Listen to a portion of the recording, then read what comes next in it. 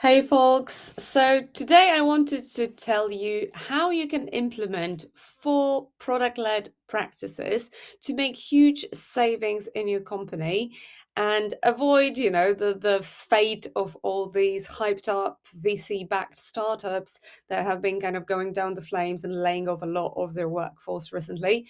I know. I've been kind of a pessimist here as of late. Don't send me a copy of Factfulness to my address because I already have one.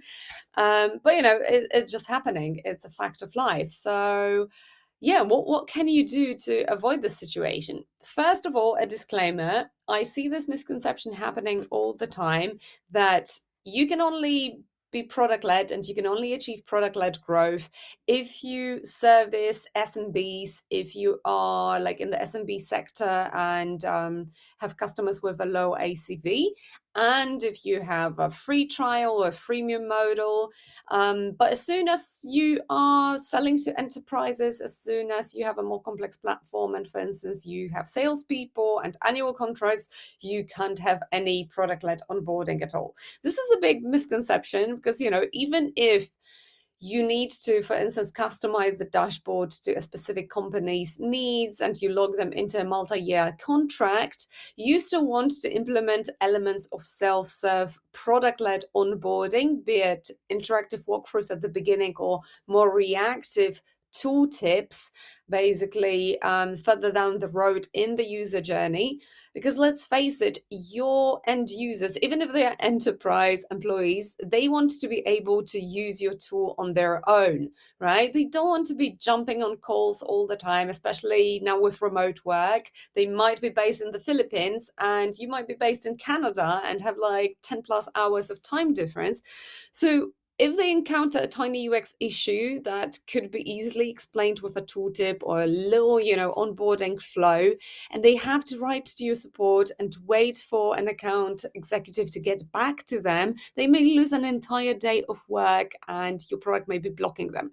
So if that happens over and over again, it will increase the perceived difficulty, the strain of using your product, and in the long run, it may even lead to churn. So, everyone wants basically their product to be able, everybody wants to be able to use that product on their own without hitting the support request button all the time.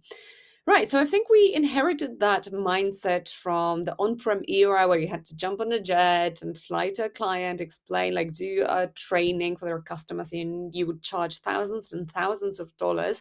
But that mindset is really obsolete.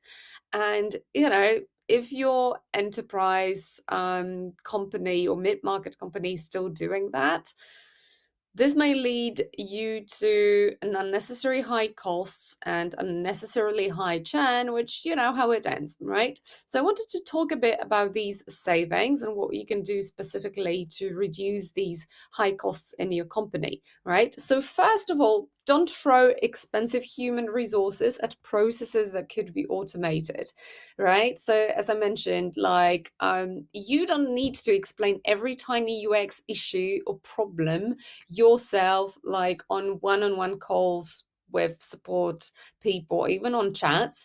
You can simply deploy these onboarding flows so the users can help themselves. Engineering time is really, really expensive, so try not to build those in-house. There are plenty of over-the-counter tools like UserPilot, for instance, that can help you with this, right? Moreover, don't think that throwing more employees, so achieving growth just through increasing employee count, is always the solution. So, just like you can't hire 3 women to have a baby in 3 months instead of 9 months. You can't solve certain problems basically by deploying more people on them. And what I noticed as well is that the more people that are on a company, the more diluted the responsibility and accountability feels. So I recently reported like a critical bug to one of the tools I was using to an engineer I came across on LinkedIn, and he wasn't interested. He said it's not his responsibility, and he said he doesn't know whose responsibility it is. So yeah, it just kind of dawned on me this happens a lot in larger companies. So you want to avoid that unnecessary employee bloat. And what else can you do to make your company more recession proof? Essentially, do an audit of your old tools. If you've been using a certain tool for like more than 3 years, there is a high chance that there are some better, newer, and even cheaper alternatives that will offer you so much better value for money, right? I've seen companies using some of our older competitors like Pendo, or rather not really using them because they were like too difficult to use, and paying like $55,000 per year. Well, they would be getting a much better quality of service simply because we don't have the tech debt that a 10-year-old company has. In a user pilot for a fraction of that price, like think a quarter of the price, right? So like audit all the different tools that your department is using and like try to nudge other departments to do the same. It may turn out that you are able to easily save like $500,000 per year and maybe spend that money on things that matter more. Maybe you actually need more engineers, right? Or more great salespeople or marketing people, right? And finally, don't pour more resources, don't spend more marketing dollars on leaky buckets. So if you have high churn, right, achieving this artificial growth rate, right, through basically spending more marketing dollars on acquisition is going to be very short-sighted. So don't do that because the retention problems will catch up with you. And yeah, essentially your LTV to CAC ratio will be abysmal. You don't want that. What you want to do is first plug your leaky bucket and try to push more of your existing users to upgrade. So achieve some expansion revenue that's a lot cheaper, and that will also make your LTV to CAC ratio a lot healthier. Right, let me think what you think about these PLG ways to save some money in your company.